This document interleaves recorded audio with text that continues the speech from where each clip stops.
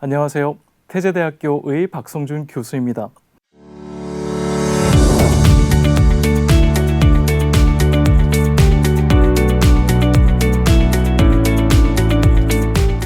오늘 우리가 말씀을 나눌 주제는요, 인공지능이 과연 우리의 직업을 대체할까에 대한 주제입니다. 여러분이나 저나 이 질문에 대해서 많은 고민들을 갖고 계실 거예요.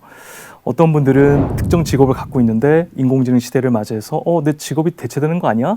라고 고민하신 분들도 있을 테고요. 또 학생분들 같은 경우에는 앞으로 여러 가지 직업들이 있는데 인공지능 시대 속에서 대체되지 않을 내가 영원히 갈 수 있는 그런 직업이 뭘까에 대한 고민도 있을 테고요. 자, 원래의 질문 돌아가 볼게요. 과연 인공지능이 우리의 직업을 대체할까요? 대체되는 거는 사실입니다. 근데 대체의 모습이 중요하겠죠. 챗GPT가 나오면서 대한민국 국민들 3명 중에 1명이 썼을 정도로 글로벌하게 많은 분들이 사용을 했습니다. 다들 놀랬죠. 야, 이렇게 질문을 했는데 이렇게 똑똑한 분석을 하고 요약을 해서 저희한테 도움이 되는 그런 정보를 주고 있습니다. 그건 좋은데 많은 분들이 걱정하기 시작하게 되었죠. 야, 이렇게 똑똑하면 내 직업도 대체하는 거 아니야? 라는 의구심을 갖게 되었고요. 작년이 됐죠. 24년 벌써 초두에 IMF에서 이런 발표를 하게 됩니다.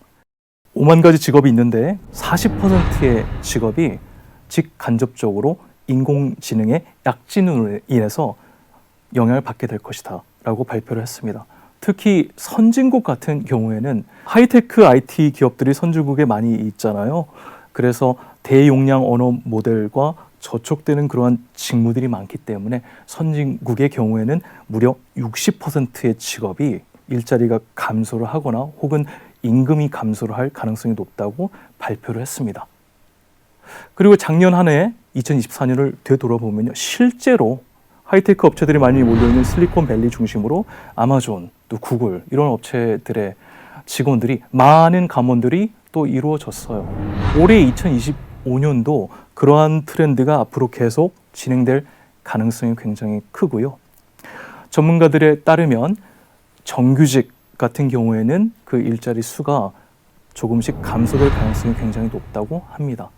또 한편으로는 비정규직, 프리랜서, 또 기고용이라고 하죠. 특정 플랫폼을 활용을 해서 특정 미션을 위해서 업무를 하는 직업들이 늘어날 가능성이 크다고 하는데요. 이거를 우리가 좀 더 면밀하게 살펴볼 필요는 있습니다. 반복적으로 일상적으로 이루어지는 업무들은요, LLM이 잘하고 있으니까 대체를 피할 수가 없겠죠. 그럼에도 불구하고 특정 목적을 필요로 하는 업무들, 특정 전문성을 필요로 하는 업무들의 경우에는 그 특화된 업무를 위한 전문성을 갖고 있는 분들이 유연하게 2주면 2주, 또 6개월이면 6개월 유연하게 대응할 수 있기 때문에 또 프리랜서 전문가 분들에 대한 고용은 늘어날 가능성이 높다는 말씀을 드리는 겁니다. 자, 이론에서 비정규직 분들에 대한 고용법, 노동법도 당연히 변화가 될 가능성이 크겠죠. 자, 이제 중요한 질문에 대한 말씀을 드리겠습니다.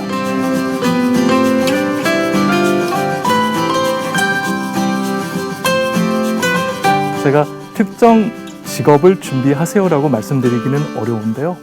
인공지능의 특징과 그리고 우리 인간지능의 특징, 이 차이점을 좀 살펴보면은 어디에 집중해야 될까가 인사이트가 좀 나온다고 생각을 합니다.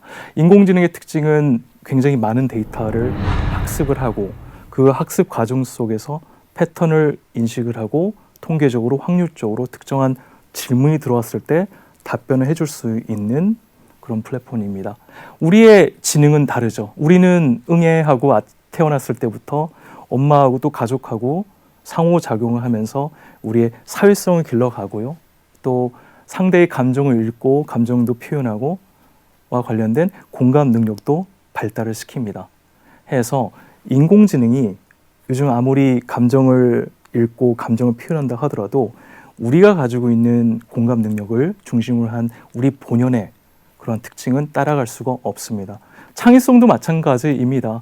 인공지능의 창의성도 굉장히 따라왔다고들 주장을 하고 있으나 여전히 학습된 모델이기 때문에 그 학습된 데이터 내에서 창의성이 있는 것처럼 흉내를 낼 뿐이지 우리처럼 정말 비합리적으로, 비논리적으로 기존의 지식체계와 패러다임과 전혀 다른 각도로 바라보는 그런 창의성의 레벨은 아직 멀었습니다.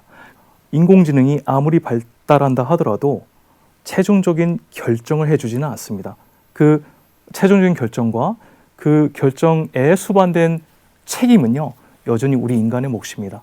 요즘 병원에서 의사분들이 인공지능 많이 활용을 하시는데요. 예를 들어서 엑스레이 사진을 찍게 되면은 인공지능이 병변에 대해서 분석을 하고 여러 가지 권고와 제안을 해줍니다. 자, 그럼에도 불구하고 최종 진단 또 치료에 대한 전략은 의사분들이 결정을 하시고 잡는 부분이 되겠죠. 거기에 대한 책임도 의사분들이 가져가는 거겠죠. 자, 정리를 하겠습니다. 특정 직업을 목표로 한다기보다는요, 우리 인간 고유와의 본연의 인공지능이 아무리 발전한다 하더라도 가질 수 없는 그런 속성에 집중하는 게 좋을 수 있습니다. 예를 들어서 창의성, 또 비판적 사고 능력, 또 타인과 공감을 하고 소통할 수 있는 그러한 능력, 그리고 책임과 권한을 말씀을 드렸는데요. 그것과 관련된 리더십은 인간 고유의 속성이기 때문에 인공지능 시대를 맞이해서 우리 직업과 관련해서 이러한 요소들을 개발하고 또 발전시키는 것이 우리의 자세가 돼야 되지 않을까라고 생각을 합니다.